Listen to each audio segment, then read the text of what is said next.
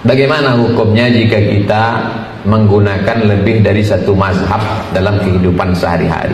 Saya untuk memahami satu mazhab aja belum bisa sampai sekarang. Ada orang di Tembilahan ini mau mengamalkan beberapa mazhab. Kan hebat Tembilahan. Lautnya luas, daging ikannya segar, pohon kelapanya luas, jamaah hajinya terbanyak, ilmunya pun hebat, sampai beberapa mazhab mau diamalkannya. Konsistenlah dalam satu mazhab. Saya kalau menjelaskan memang beberapa penjelasan, tapi dalam pengamalan saya anjurkan satu mazhab. Kalau kita pindah-pindah mazhab ini, kata ulama fikih, nanti khawatirnya kita terjerumus dalam tatabbu' rukhas. Tatabbu' rukhas itu ambil enak-enaknya saja. Bersentuhan laki-laki dengan perempuan yang tak mahram, bersentuhan kulit, dalam mazhab Hanafi tak batal. Karena makna aula mastumun nisa itu artinya maaf, beribu maaf, berhubungan kelamin baru batal, jima baru batal. Kalau hanya kulit tak batal menurut mazhab Hanafi. Tapi dalam mazhab Hanafi berkurban wajib.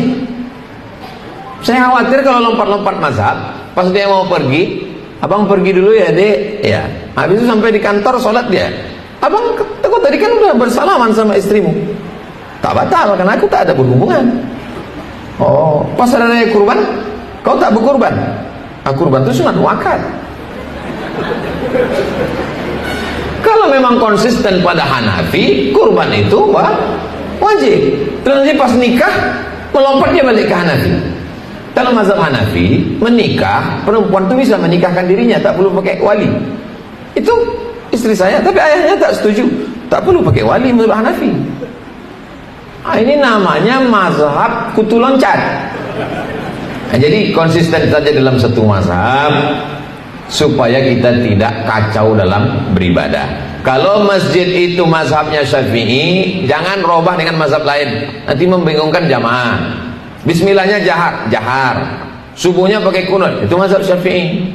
Bismillahirrahmanirrahim, alhamdulillahi rabbil alamin, habis itu kunut, Allahumma hdina fiman hadait. Itu kita di kerajaan Indragiri yang sekarang pecah menjadi dua, Indragiri Hulu dengan Indragiri Hilir. Kesultanannya Kesultanan Melayu yang sebelumnya tidak Islam. Beda dengan Siak itu dari awalnya Islam. Beda dengan Pelalawan itu dari awalnya Islam. Beda dengan Kesultanan Asahan. Kesultanan Asahan itu anak dari Sultan Iskandar Muda, namanya Abdul Jalil bin Iskandar Muda, Islam. Beda dengan Sultan Delhi, itu awalnya Islam. Indragiri lebih tua dari itu semua, berawal dari tidak Islam. Orang dulu pakai nama hewan. Yang paling hebat di hutan itu adalah singa. Makanya di Tanah Batak dipakai si singa Mangaraja.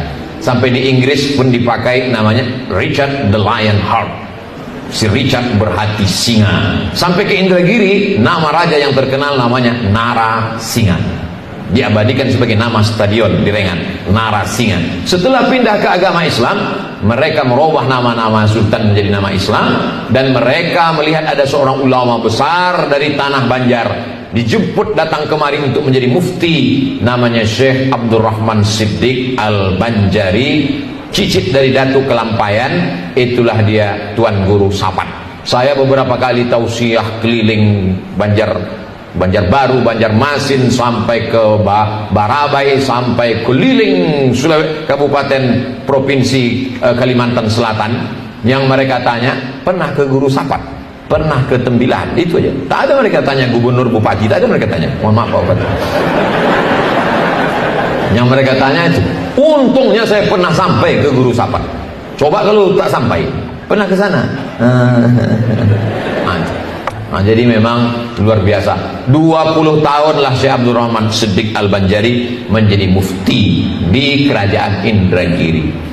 Sampailah kita merdeka tahun 1945. Sultan-sultan ini menyerahkan kedaulatan kepada Insinyur Soekarno, dan kita pun menjadi negara kesatuan Republik Indonesia. Jadi asal usul kita bermazhab Syafi'i, beraqidah Asy'ari, bertasawuf Sunni Imam Ghazali. Tiga itu jangan sampai dihilangkan. Apakah sama kita dengan Papua? Ya, saya sampai ke Papua. Di sana, di Papua Barat itu Muslim. Raja Ampat, raja-raja.